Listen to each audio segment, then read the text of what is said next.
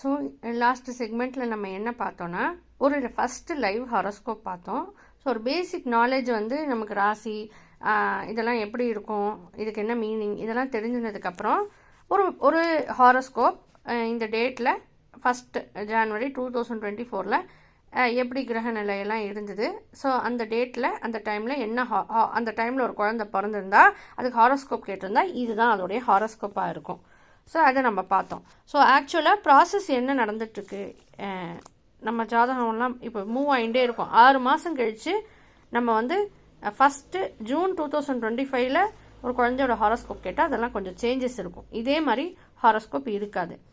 இதே 2026 நம்ம வந்து ஒரு ஹாரோஸ்கோப் கேட்டோன்னா அதுவும் இதே மாதிரி இருக்காது, சேஞ்ச் ஆகிட்டே இருக்கும். ஸோ எப்படி இந்த சேஞ்சஸ் நடக்கிறது அப்படின்ற ஃபஸ்ட்டு அந்த பேசிக் நாலேஜ் தான் இந்த செக்மெண்ட்டில் பார்க்க போகிறோம்.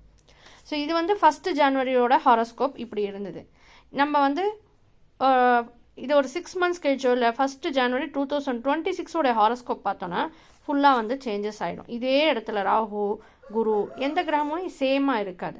ஸோ எப்படி வந்து சேஞ்சஸ் நடக்கிறது, என்ன மாதிரி சேஞ்சஸ் நடக்கும்னா, அந்த பர்சன் வந்து ஏன்ற பர்சன் பூமியில் இந்த இடத்துல இருக்காங்க, இந்த இந்த இந்த டேட்டில் இந்த டைமில் இப்படி கிரகங்கள்லாம் இருக்குது. But next day it keeps changing, next month இது சேஞ்ச் ஆகிட்டே வரும். ஸோ எப்படி வந்து இந்த சேஞ்சஸ் நடக்கிறதுனா, அந்த பூமியை சுற்றி எல்லா பிளானட்ஸும் கிளாக் வைஸாக மூவ் ஆகிட்டே இருக்குது. ஸோ அதான் அன்றைக்கி நம்ம ஜோடியாக்கில் இப்படி வரைஞ்சோம். ஸோ எல்லா பிளானட்ஸுமே கான்ஸ்டன்ட் மோஷனில் இருக்குது. ஸோ எல்லாமே இப்படி மூவ் ஆகிட்டே இருக்குது. ஸோ இப்போ குரு எடுத்தோன்னா கொஞ்சம் மந்த் கழிச்சு இன்னும் இந்த டைரக்ஷனில் இப்படி கொஞ்சம் மூவ் ஆகிட்டே இருப்பார். ஸோ எந்த பிளானட்டுமே ஸ்டாக்னண்ட்டாக இருக்காது, கண்டினியூஸாக ஜோடியாக்கில் கிளாக் வைஸ் டைரக்ஷனில் மூவ் ஆகிட்டே தான் இருக்கும். ஒரு பர்டிகுலர் டைமில் எங்கே இருக்குன்றத பஞ்சாங்கத்தை பார்த்து ஹாரோஸ்கோப் குறிக்கலாம். பட் நெக்ஸ்ட் மந்த் பார்த்தா சேஞ்சஸ் இருக்கும், 6 மந்த்ஸ் லேட்டர் பார்த்தா சேஞ்சஸ் இருக்கும். இப்போ ஒரு 10 மந்த்ஸ் கழிச்சு பார்த்தா குரு கிளாக் வைஸ் மூவ் ஆகுறதுனால மிதுனத்தில் குருன்னு இருக்கும். ஸோ 10 மந்த்ஸ் கழிச்சு பிறக்கிற குழந்தைக்கு ஹாரோஸ்கோப் கேட்டால் இங்கே தான் குருன்னு எழுதணும். 2 இயர்ஸ் கழிச்சு குரு இங்கே இருக்கும்போது அந்த டைமில் பிறந்த குழந்தைக்கு ஹாரோஸ்கோப் கேட்டால் குரு இங்கேன்னு எழுதுவார் ஜோசியர். ஸோ பிளானட்ஸ் இப்படி மூவ் ஆகிட்டே இருக்கும். ஒவ்வொரு பிளானட்டோட ஸ்பீடும் டிஃப்ரெண்ட்டு. சில பிளானட்ஸ் வந்து ஸ்லோவாக மூவ் ஆகும். இப்போ சனிலாம் 2.5 வருஷத்துக்கு ஒரு தடவை தான் அடுத்த ராசிக்கு மூவ் ஆகும். 30 இயர்ஸ் ஃபுல் சைக்கிள் கம்ப்ளீட் பண்ணேன். குரு வந்து 13 மந்த்ஸ் இப்படி அடுத்த ராசி மூவ் ஆகிட்டே இருப்பார். Every planet clockwise move ஆகிட்டே தான் இருக்கும். ஒரு பர்டிகுலர் டைமில் தான் என்னன்றதை கேப்சர் பண்ணி ஹாரோஸ்கோப் கொடுக்க முடியும். So 6 months later 8 months later changes இருக்கும். இப்போ சந்திரன்லாம் 2 நாளைக்கு ஒரு தடவை 2.5 நாளைக்கு ஒரு தடவை மூவ் ஆகிட்டே இருப்பார் ஃபாஸ்ட்டாக. ஏன்னா டெய்லி ஒரு நட்சத்திரம் இருக்கும். நம்ம சொன்ன 4 பாதம் இப்படி மூவ் ஆகிட்டே இருக்கும். ஸோ இன்னைக்கு 1 ஜனவரியில் சந்திரன் இங்கே இருக்கார். நம்ம வந்து ஒரு 4th ஜனவரி பார்த்தோன்னா சந்திரன் இங்கே எழுதி கொடுப்பார் ஜோசியர். ஸோ இப்படி மூவ் ஆகும். ஸோ இந்த பேசிக் நாலேஜ் நமக்கு இருக்கணும். பிளானட்ஸ் மூவ் ஆகிட்டே இருக்குது கிளாக் வைஸில். எக்ஸப்ட் ராகு கேது மட்டும் ஆன்டி கிளாக் வைஸில் மூவ் ஆகும். ஸோ ராகு கேதுவையும் இப்போ நம்ம கிரகம் தான் சொல்கிறோம், சந்திரன் சூரியனையும் கிரகம் தான் சொல்கிறோம். அதெல்லாம் என்னன்றதை தெரிஞ்சுக்கிறது கொஞ்சம் காம்ப்ளெக்ஸு. ஸோ ஃபஸ்ட்டு நம்ம அதெல்லாம் சொல்ல வேண்டாம், எல்லாத்தையுமே கிரகம்னு சொல்லி ஒரு பேசிக்காக தெரிஞ்சுக்கலாம். அப்புறம் டீட்டெயில்டாக நம்ம எல்லாம் இன்னும் கொஞ்சம் டீட்டெயில்டாக என்னன்றதை தெரிஞ்சுக்கலாம். ஃபஸ்ட்டு வந்து இது 9மே கிரகம் அப்படின்னு வச்சு நம்ம வந்து பில்டு பண்ணலாம். ஸோ ஃபஸ்ட்டு ஜாதகத்தை பார்த்துட்டோம் 1 ஜனவரி 2025. ஸோ இது இப்படியே இருக்குமா அப்படின்னா ஈவன் 4 டேஸ் 2 டேஸ் 3 டேஸ் கழிச்சு கூட பிறக்கிற குழந்தைக்கு டிஃப்ரெண்ட் ஜாதகம் தான் இருக்கும், கொஞ்சம் மூமெண்ட் இருக்கும். சூரியன் வந்து மந்த்லி ஒன்ஸ் ராசி சேஞ்ச் பண்ணிகிட்டே இருப்பார். 12 மாதமும் ஒரு ராசியில் இருப்பார். ஸோ எவ்ரி மந்த்து சங்கராந்தி, அதாவது ஃபஸ்ட்டு ஒரு ராசிக்கு ஸ்டார்ட் ஆகிறார், மூவ் ஆகிறார். அப்புறம் கும்பத்துக்கு போவார். அப்புறம் மீன சங்கராந்தி, இப்போ வந்து மகர சங்கராந்தி, மீன சங்கராந்தி, இது கும்ப சங்கராந்தி, மீன சங்கராந்தி, இப்படி ஆரம்பிக்கும் போது ஒவ்வொரு ராசிக்காக மூவ் ஆகிட்டே இருப்பார். எல்லாமே கிளாக் வைஸ் மூவ்மெண்ட்டில் தான் இருக்குது கான்ஸ்டண்ட்டாக. ஸோ அதனால் அந்த பர்டிகுலர் டைமில் எப்படி இருந்ததுங்கிறத கேப்சர் பண்ணி ஜாதகத்தை எழுதிடுறோம். ஸோ இந்த பேசிக் நாலேஜ் வந்து ஒரு ஹாரோஸ்கோப்பை பார்த்தோன்னே ஏன் இப்படிலாம் இருக்குது, அடுத்து எப்படிலாம் இருக்க போகிறது, முன்னாடி எப்படி இருந்தது, இதெல்லாம் வந்து நமக்கு தெரிஞ்சிருக்கணும். இந்த இப்படி புதன் எழுதுனா இப்படி தான் புதன் இப்படியே எழுதலாமா, 10 நாள் கழித்து குடித்தாலும் இப்படி தான் புதன் இருக்குமானா டிகிரி வைஸ் சேஞ்சஸ் இருக்கும், ராசி வைஸும் சேஞ்சஸ் இருக்கும். இந்த மாதிரி சேஞ்சஸ் கண்டிப்பாக இருக்கும். ஏன்னா எல்லாமே கிளாக் வைஸில் மூவ் ஆகிட்டுருக்கு, எல்லாத்தோட ஸ்பீடும் டிஃப்ரெண்ட்டு. ஸோ ஃபாஸ்ட் மூவிங் சந்திரன் இதெல்லாம் ஃபாஸ்ட் மூவிங், ஸ்லோ மூவிங் சனி 2.5 வருஷம் ஒரே ராசியில் தான் இருப்பார். பட் கண்டினியூஸ்லி மூவ்மெண்ட் இருந்துகிட்டே இருக்கும் கிளாக் வைஸ் டைரக்ஷனில். ராகு கேதுக்கு மட்டும் ஆன்டி கிளாக் வைஸ் டைரக்ஷனில் மூவ்மெண்ட் இருக்கும். ஸோ இந்த பேசிக் நாலேஜ் நம்ம தெரிஞ்சுக்கணும். ஸோ இன்றைக்கி இப்படி ஜாதகம் இருக்குது பஞ்சாங்கத்தை பார்த்தோன்னா, ஒரு 10 மாதம் கழித்து குறிக்கிற ஜாதகத்தில் சேஞ்சஸ் இருக்குன்னா எதனால் சேஞ்சஸ் இருக்குன்னா அந்த ரீசன் ஃபார் த சேஞ்ச் என்னென்னா எல்லாமே கிளாக் வைஸில் மூவ் ஆகிட்டே இருக்கும். அந்த பர்சனை சுற்றி இந்த பூமியை சுற்றி அந்த எல்லா கிரகமும் கிளாக் வைஸில் மூவ் ஆகிட்டே இருக்கும். இது நம்ம புரிஞ்சுக்கணும். ஒரு ஜாதகத்தை ஃபஸ்ட்டு பார்த்துட்டோன்னா திரும்ப இன்னொரு ஜாதகம் பார்க்குறப்போ ஒரு வருஷம் கழிச்சு இருக்கிற ஜாதகத்தை பார்க்குறப்போ சேஞ்ச் இருக்குன்னா அதுக்கு ரீசன் என்னென்னா பிளானட்ஸ் மூவ் ஆகிருக்கு. ஸோ வேறு பொசிஷனில் இருக்குது. எப்படி மூவ் ஆகுறதுன்னா எல்லாமே கிளாக் வைஸ் தான் மூவ் ஆகும், எக்ஸப்ட் ராகு கேது மட்டும் ஆன்டி கிளாக் வைஸ் மூவ் ஆகும். அண்ட் எல்லாத்தோடைய ஸ்பீடும் டிஃப்ரெண்ட். ஒரு ஃபுல்லாக கம்ப்ளீட் பண்ணுறதுக்கு குருக்கு ஒரு பர்டிகுலர் டைம் ஆகும், சனிக்கு ஒரு பர்டிகுலர் டைம் ஆகும், சந்திரனுக்கு 27 days ஃபுல்லாக எல்லா நட்சத்திரத்தையும் இப்படி போயிட்டு வரதுக்கு.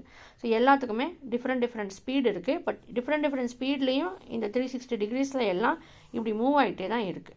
ஸோ இன்னொரு ஜாதகம் ஏன் டிஃப்ரெண்ட்டாக இருக்குன்னா எல்லாமே மூவ் ஆகிட்டுருக்கு. ஸோ அந்த டைமில் எது எங்கே இருக்கோ அதுதான் அந்த ஜாதகமாக இருக்க முடியும். ஸோ 2 ஹாரோஸ்கோப்ஸ் சேமாக இருக்காது. டைம் சேஞ்ச் ஆக இதோட மூவ்மெண்ட் ஆகிறதுனால எல்லாமே சேஞ்ச் ஆகும். ஸோ இதுதான் ஃபஸ்ட்டு ஒரு ஜாதகம் எப்படிங்கிறது எப்படி போடுறது, அதுக்கப்புறம் என்னென்ன சேஞ்சஸ் இருக்கும். ஒரு 10 days பேக் அந்த ஹாரோஸ்கோப் டிஃப்ரெண்ட்டாக இருக்கும், எல்லாம் இந்த பக்கம் டிஃப்ரெண்ட் பொசிஷனில் இருக்கும். So definitely everyday degree wise movement இருக்கிறதுனால சேஞ்ச் ஆகிட்டே இருக்கும் ஹாரோஸ்கோப்.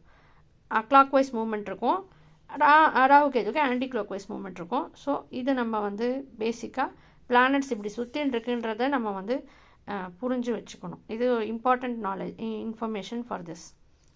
அப்போது நெக்ஸ்ட் வீடியோவில் மோஸ்ட் இம்பார்ட்டண்ட்டாக நம்ம பார்க்க போகிறது என்னென்னா எல்லா ஜாதகத்துலேயும் இப்படி ஒரு கோடு போட்டோ இப்படி ஒரு கோடு போட்டோ லக்னம்னு எழுதி வச்சுருப்பாங்க. ஸோ அது என்ன, அது கொஞ்சம் டஃப்பு. ஸோ இது வரைக்கும் ரொம்ப கிளியராக இருக்குது, ஈஸியாக இருக்குன்னா தான் லக்னம் என்னங்கிறது ஈஸியாக புரிஞ்சுக்கலாம். ஸோ ஒரு ஹாரோஸ்கோப் பார்த்தா ஏன் இப்படிலாம் எழுதியிருக்காங்க, எதுலேருந்து இந்த இன்ஃபர்மேஷன்லாம் கிடைக்கிறது, அப்புறம் இன்னொரு நாளைக்கு இருக்கிற ஹாரோஸ்கோப் நம்ம 2 பேரோட ஹாரோஸ்கோப் எடுத்தால் அது ஏன் சேமாக இல்லைன்னா ஒவ்வொருத்தரும் பிறக்கிறப்போ மூமெண்ட் இருக்குது, டிஃப்ரெண்ட் வேறு இடத்துக்கு மூவ் ஆகிடுறது கிரகம். இதெல்லாம் நம்ம இந்த இதில் கிளியராக ஈஸியாக இதெல்லாம் கிளியராக புரியறது. ஓகே, இது புரியறது. டெஃபினெட்லி 6 months கழித்து ஒரு 10 months கழிச்சு குரு இதே இடத்துல இருப்பார்னு சொல்ல முடியாது. 10 months கழிச்சு குரு இங்கே கூட மூவ் ஆகலாம். ஸோ அப்போ நம்ம ஒருத்தரோட ஜாதகம் அந்த டைமில் பிறந்த குழந்தையோட ஜாதகத்தில் குரு இங்கே இருக்கும், மிதுனத்தில் இருக்கும், இப்போ ரிஷபத்தில் இருக்குது. ஸோ அதனால தான் ஹாரோஸ்கோப்பில் சேஞ்சஸ் இருக்கும். அந்தந்த டைமில் எங்கே இருந்ததோ அதை தான் நம்ம எழுதுகிறோம். இதெல்லாம் ஈஸியாக புரிஞ்சுக்கலாம். லக்னம் இம்பார்ட்டண்ட். எல்லா ஜாதகத்துலேயும் இப்படி ஏதாவது இந்த 12 ராசியில் ஒரு இடத்துல இப்படி கிராஸாக ஒரு கோடு போட்டு லக்னம், இங்கிலீஷில் அசெண்டன்ட் ரைசிங் சன், அது எல்லா இடத்துலையும் இருக்கும். சில பேருக்கு இப்படி துலா லக்னம், சில பேருக்கு மகர லக்னம் இப்படி இருக்கும். ஸோ அதுக்கு என்ன மீனிங், இதெல்லாம் பிளானட்ஸு இதெல்லாம் இருக்குது, மூவ்மெண்ட் இருக்குது, எது எங்கே இருக்குன்றதை வச்சு பஞ்சாங்கத்தை பார்த்து எழுதிடுறோம். இந்த லக்னம்ன்றது என்ன, அது most important part of horoscope. அது கொஞ்சம் டஃப்பு. இது வரைக்கும் எல்லாமே ஈஸியாக புரிஞ்சுது, கிளியராக இருக்குன்றப்போ தான் நம்ம அதுக்கு போக முடியும். இதெல்லாம் வேகாக இருக்குது அப்படின்னா லக்னம் சொன்னால் ரொம்ப டிஃபிகல்ட்டாக இருக்கும். மேபி இன்ட்ரெஸ்டிங்காக இருக்குது ஆனால் கஷ்டமாக இருக்குது அப்படின்னா திரும்ப அந்த வீடியோஸ் பார்க்கலாம். இல்லை எனக்கு அதுக்கு தான் ஃபஸ்ட்டு நம்ம சொன்னது என்னென்னா இந்த ராசி பேர்லாம் தெரிஞ்சுக்கணும் ஃபஸ்ட்டு, கொஞ்சம் அது ஃபிக்ஸ் ஆகிடணும். அண்டு கொஞ்சம் டிஃபிகல்ட்டாக இருக்குன்னா 2 or 3 times மேபி பார்க்கலாம். வேறு ஏதாவது கண்டென்ட்டும் கிராஸ் ரெஃபர் பண்ணி இன்னும் கொஞ்சம் கான்க்ரீட்டாக இது வரைக்கும் இருக்கிறதெல்லாம் கிளியராக இருந்தால் லக்னம் ஈஸியாக புரியும். மோஸ்ட் இம்பார்ட்டண்ட் என்னென்னா இதுதான் அந்த பூமியில் இருக்கிற அந்த பர்சன், இந்த பிளேஸில் இருக்கிற பர்சன் சுற்றி பிளானட்ஸ் எல்லாம் மூவ் ஆகிட்டுருக்குன்ற கான்செப்ட் தரவாக இருக்கணும். அந்த இடங்களோடைய பேர் நம்ம சொல்லியிருக்கோம். பிளானட்ஸ் மூவ் ஆகிட்டுருக்குன்றது தரவாக இருந்தால் லக்னம் என்னன்னு சொல்லும்போது ஈஸியாக புரியும். எல்லா ஜாதகத்துலேயும் இந்த மாதிரி ஒரு கோடு ஏதாவது ஒரு ராசியில் மட்டும் போட்டு லக்னம்னு எழுதி இருக்கும். நவாம்சத்துலேயும் இருக்கும். இப்போ நவாம்சம் வந்து கொஞ்சம் டஃப், நம்மளே கால்குலேட் பண்ணி போடணும். அது நம்ம இப்போ லேர்ன் பண்ண வேண்டாம். இதை பேசிக்காக புரிஞ்சு கிளியராக இருந்து ரொம்ப ஃபர்தர் அஹெட் நம்ம நவாம்சம் எப்படி போடுறதுங்கிறதெல்லாம் அப்புறம் பார்க்கலாம். ஸோ இது வரைக்கும் ஈஸியாக இருக்கணும். பிளானட் வந்து மூவ் ஆகிறது இதெல்லாம் கிளியராக இருக்குது.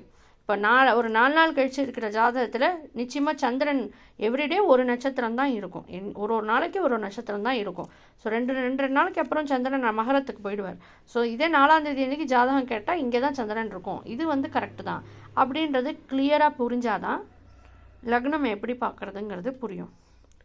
கொஞ்சம் வந்து இது இது ஈஸியாக இருக்குது இது வரைக்கும் அப்படின்னு இருந்தால் தான் லக்னம் கேல்குலேட் பண்ணுறது எப்படி வருதுங்கிறது புரியும். வேகாக இருந்தால் வேறு கண்டென்ட் கிராஸ் ரெஃபர் பண்ணலாம், இல்லை ரிப்பீட்டடாக பார்க்கலாம். இது வரைக்கும் இன்ட்ரெஸ்டிங்காக இருந்தால் லக்னம் புரிஞ்சுக்கிறதும் ஈஸியாக இன்ட்ரெஸ்டிங்காக இருக்கும்.